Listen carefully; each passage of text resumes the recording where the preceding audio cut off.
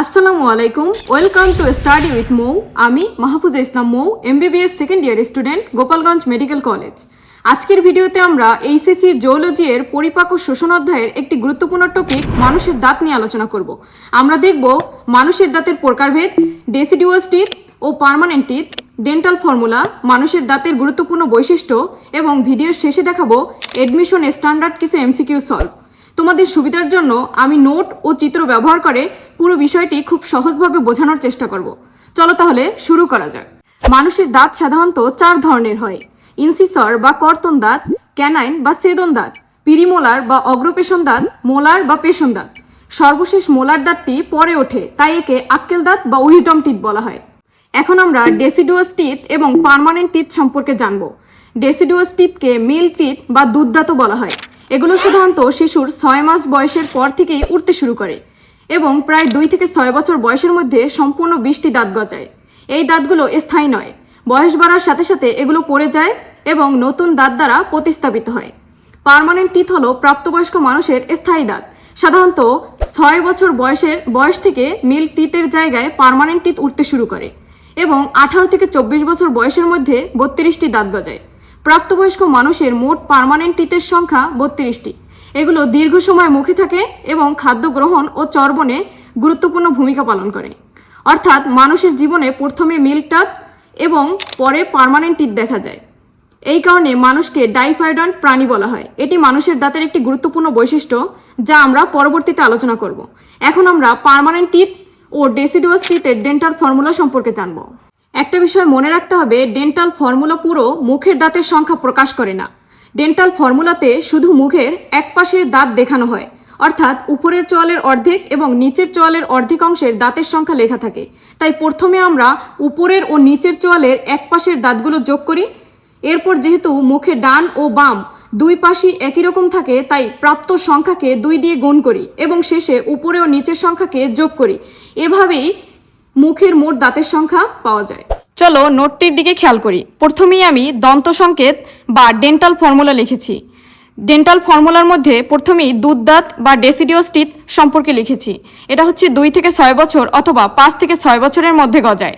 তো দুইটা ইনফরমেশন আমি 2 বইয়ে পেয়েছি, তাই 2 থেকে 6 বা 5 থেকে 6 দুইটাই তোমরা মনে রাখবে, পরীক্ষায় যেটি আসে আর কি। তো প্রথমেই দেখো উপরে এবং নিচে। উপরে লেখা আছে I2 C1 P0 M2। এখানে I মানে হচ্ছে ইনসিসর টিথ, সি থেকে হচ্ছে ক্যানাইন টিথ, পি থেকে হচ্ছে প্রিমোলার টিথ এবং এম থেকে হচ্ছে মোলার টিথ। তো এখানে উপরে এবং নিচে দুইটাই হচ্ছে একই রকম মান আছে। তো আমরা ওই ডেন্টাল ফর্মুলা বা ডেন্টাল সংকেতের যে নিয়ম, ওই অনুযায়ী জানি যে উপরের সংখ্যাকে আমরা যোগ করব, নিচের সংখ্যাকেও যোগ করব, তারপর গুণ করব এবং শেষে উপরে এবং নিচের সংখ্যাকে আবার যোগ করব। তো উপরে দেখি, উপরে দাঁত আছে মোট 5টি এবং নিচেও আছে 5টি, তাই 5 এবং 5-এর সাথে 2 গুণ করেছি এবং শেষে 10 আর 10কে যোগ করে 20 পেয়েছি। তো মোট দুধ দাঁত বা ডেসিডুয়াস টিথ হচ্ছে কয়টি? 20টি। এবার চলো পূর্ণবয়স্ক হওয়ার আগ পর্যন্ত খেয়াল করি। I2 C1 P2 M2। এক্ষেত্রে খেয়াল করো,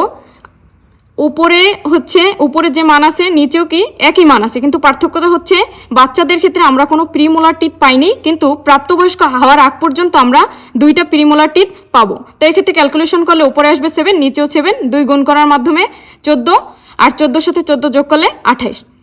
তো এবার চলো পরবর্তী 18 থেকে 24 বছর বয়সের মধ্যে আর কি পূর্ণবয়স্ক মানুষের 32টি দাঁত গজায়। তো এগুলোই হচ্ছে পার্মানেন্ট টিথ বা হচ্ছে স্থায়ী টিথ। এবার হচ্ছে ডেন্টাল ফর্মুলাটা খেয়াল করি।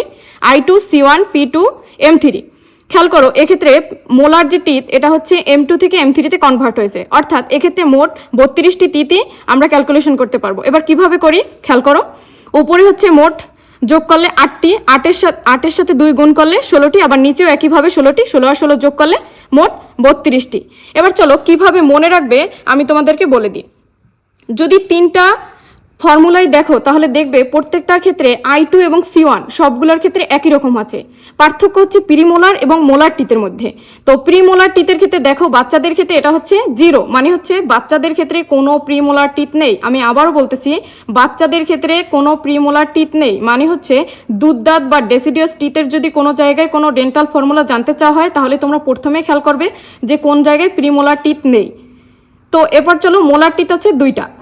এবার চলো পূর্ণবয়স্ক হওয়ার আগ পর্যন্ত এদের ক্ষেত্রে খেয়াল করো, প্রিমোলার টিথ হচ্ছে 2টা এবং মোলার টিথ হচ্ছে 2টা। এক্ষেত্রে মোলার টিথ দুইটা, আগেরটা ছিল দুইটা, কিন্তু প্রিমোলার টিথ হচ্ছে পার্থক্য হয়ে গেছে, আগে ছিল 0 এখন হচ্ছে 2। আবার যে পার্মানেন্ট বা প্রাপ্তবয়স্ক হওয়ার পরে খেয়াল করো P2M3, এক্ষেত্রে হচ্ছে আমাদের যে প্রিমোলার টিথ এটা হচ্ছে সেম আছে, কিন্তু যে মোলার টিথ এটা হচ্ছে একটা বেড়ে গেছে। এই একটা কোনটা? এই একটা হচ্ছে সেই আক্কেল দাঁত বা উইজডম টিথ, যে মোলার টিথটা যে সর্বশেষে ওঠে, এইটা হচ্ছে সেই দাঁতটা। তো তোমরা হচ্ছে I2C1 এর দিকে খেয়াল করবে না, মেইনলি খেয়াল করবে হচ্ছে P এবং M এর ক্ষেত্রে। নোটের একদম শেষে রেখেছি মানুষের দাঁতের বৈশিষ্ট্য। মানুষের দাঁতের 3টি বৈশিষ্ট্য রয়েছে, ডাইফায়োডন্ট, থেকোডন্ট এবং হেটারোডন্ট। তো এই 3টি বৈশিষ্ট্য যে জানা আবশ্যক এমন না, এটা তোমরা এক্সট্রা ইনফো হিসেবে মনে রাখতে পারো। তাও তোমাদের সুবিধার্থে আমি বলে দিচ্ছি কোনটা দ্বারা কি বোঝায়। ডাইফায়োডন্ট আমি তোমাদেরকে আগেই বলেছিলাম যে মানুষের জীবনে 2বার দাঁত গজায়, অর্থাৎ প্রথমত দুধ দাঁত বা ডেসিডুয়াস টিথ, এবং পরবর্তী পর্যায়ে এটি প্রতিস্থাপিত হয় স্থায়ী দাঁত বা পার্মানেন্ট টিথ দ্বারা প্রতিস্থাপিত হয়। এবার থেকোডন্ট মানে হচ্ছে দাঁত হচ্ছে আমাদের দাঁতগুলো যে ফাঁকা জায়গায় বসানো থাকে, এর নাম হচ্ছে অ্যালভিউলার সকেট, অর্থাৎ আমাদের দাঁতগুলো অ্যালভিউলার সকেটে বসানো থাকে। এবার হচ্ছে হেটারোডন্ট, চোয়ালে বিভিন্ন ধরনের দাঁত থাকে, মানে হচ্ছে আমাদের কোনো এক ধরনের দাঁত থাকে না, বরং 4 ধরনের দাঁত থাকে। এটাই একটি বৈশিষ্ট্য হচ্ছে মানুষের দাঁতের হেটারোডন্ট। তো এটা হচ্ছে এক্সট্রা ইনফো, তোমরা চাইলে মনে রাখতে পারো, আবার না মনে রাখলেও সমস্যা নেই। চলো এবার কিছু মেডিকেল স্ট্যান্ডার্ড MCQ সলভ করি। একজন 6 বছরের বালিকার দাঁতের সংকেত কোনটি? খেয়াল করো, 6 বছরের বালিকার, আমরা জানি 2 থেকে 6 বছরের মধ্যে বা 5 থেকে 6 বছরের মধ্যে সাধারণত দুধ দাঁত বা ডেসিডুয়াস টিথ হয়। তো এক্ষেত্রে আমি তোমাদের যে ডেন্টাল ফর্মুলা এটা মনে রাখার জন্য বলেছিলাম, এদের কোনো প্রিমোলার দাঁত থাকে না। তো এবার অপশনগুলো খেয়াল করি, দেখতে পাচ্ছি অপশন বিতে কোনো প্রিমোলার টিথ নেই, অর্থাৎ P0 আছে। তো সঠিক উত্তর হচ্ছে অপশন বি। এবার পরবর্তী প্রশ্ন, মানুষের কর্তন দাঁত কয়টি? তো কর্তন দাঁত মানে হচ্ছে ইনসিসর টিথ। তো আমি বলেছি যে বয়সের ক্ষেত্রে আমরা ডেন্টাল ফর্মুলা দেখি না কেন, সব বয়সের ক্ষেত্রেই I2C1 অর্থাৎ ইনসিসর টিথ এবং ক্যানাইন টিথের ফর্মুলা সবসময় একই থাকে। তো এক্ষেত্রে ইনসিসর টিথ হচ্ছে 2টি, অর্থাৎ 2 এর সাথে 2 গুণ করলে 4, এবং নিচেও একই সাথে 2 এর সাথে 2 গুণ করলে 4, এবং 4 আর 4 যোগ করলে 8, অর্থাৎ সঠিক উত্তর হচ্ছে অপশন ডি। এবার পরবর্তী প্রশ্ন, মানুষের দুধ দাঁতে ডেসিডুয়াস টিথে অনুপস্থিত থাকে কোনটি? আমি আগেই বলেছি দুধ দাঁতে অনুপস্থিত থাকে হচ্ছে প্রিমোলার টিথ, অর্থাৎ অপশন সি হচ্ছে সঠিক উত্তর। পরবর্তী প্রশ্ন, মানুষের পরিণত বয়সে পার্মানেন্ট টিথের ডেন্টাল ফর্মুলা কোনটি? তো পরিণত বয়সে মানুষের 32টি দাঁত গজায়, অর্থাৎ এক্ষেত্রে সঠিক উত্তর হচ্ছে অপশন বি। খেয়াল করো, I2C1 P2M3, অর্থাৎ এক্ষেত্রে প্রিমোলার দাঁত 2টি এবং হচ্ছে মোলার দাঁত হচ্ছে 3টি থাকবে। এবার চলো পরবর্তী MCQ, একজন পূর্ণবয়স্ক মানুষের নিচের চোয়ালে মোলার দাঁতের সংখ্যা কতটি? খেয়াল করো, নিচের চোয়ালে বলছে, অর্থাৎ সম্পূর্ণ চোয়াল, অর্থাৎ উপরের চোয়াল এবং নিচের চোয়াল দুইটাই জানতে চাইনি, শুধুমাত্র নিচের চোয়াল। তো আমরা সাধারণত ক্যালকুলেশন করি এক সাইডের, অর্থাৎ নিচের চোয়ালের এক সাইড ডেন্টাল ফর্মুলাতে আমরা দেখতে পাই। তো এক্ষেত্রে আমরা জানি M অর্থাৎ মোলার যে দাঁত আছে তার সংখ্যা হচ্ছে 3টি, এবং 3-এর সাথে যদি আমরা 2 গুণ করি, যেহেতু নিচের চোয়াল সম্পূর্ণটা জানতে চাইছে, তো 3-এর সাথে 2 গুণ করলে কত হবে? 6, অর্থাৎ সঠিক উত্তর হচ্ছে অপশন সি। যারাই ফেসবুক পেজ থেকে আমার ভিডিওটি দেখছেন তারা আমার পেজটিকে ফলো করতে ভুলবেন না, এবং যারাই ইউটিউব চ্যানেল থেকে আমার ভিডিওটি দেখছেন তারাই আমার চ্যানেলটিকে সাবস্ক্রাইব করতে ভুলবেন না। ধন্যবাদ।